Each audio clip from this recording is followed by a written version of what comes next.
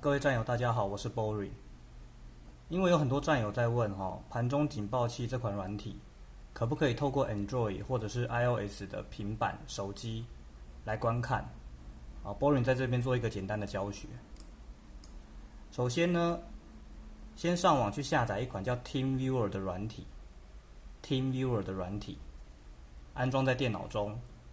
开启之后你会有一组 ID 和一组密码。接着，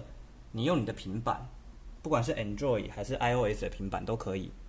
去下载一款 TeamViewer 的 APP。Boring 已经下载好了。开启之后呢，只需要在这边输入刚才的 ID，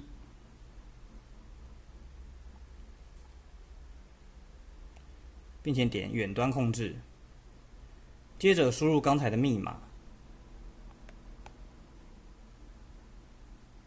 按下确定，它会有一个简单的操作教学，看完之后按继续，你就可以很轻松的透过平板或者是手机来看 Boring 的这一款盘中警报器的软体，可以在盘中直接用手机